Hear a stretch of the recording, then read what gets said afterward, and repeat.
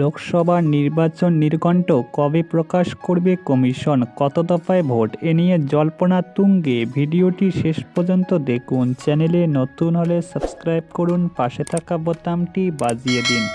Lok Sabha vote কবে পড়বে? খুব শীঘ্রই ভোটের নির্ঘণ্ট ঘোষণা করবে জাতীয় নির্বাচন কমিশন।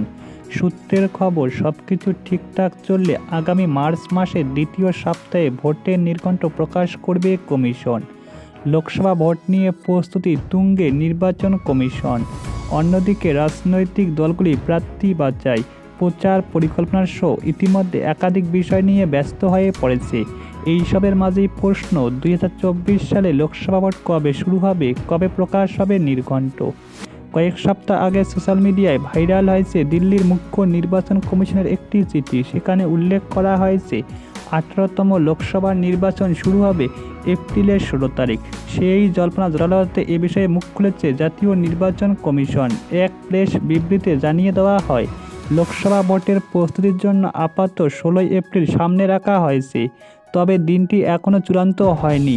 দিল্লির মুখ্য নির্বাচন আধিকারিক অফিস থেকে এক্স হ্যান্ডেলে পোস্ট করে স্পষ্ট জানিয়ে দেওয়া হয়, দিনটি শুধুমাত্র প্ল্যানিং রেফারেন্সের জন্য রাখা হয়েছে।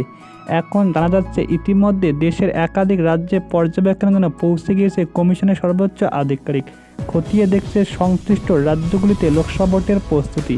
সবকিছু ঠিকঠাক থাকলে নির্বাচন কমিশন আগামী মাসের 9 তারিখের মধ্যে লোকসভা ভোটের নির্ঘণ্ট ঘোষণা করতে পারে।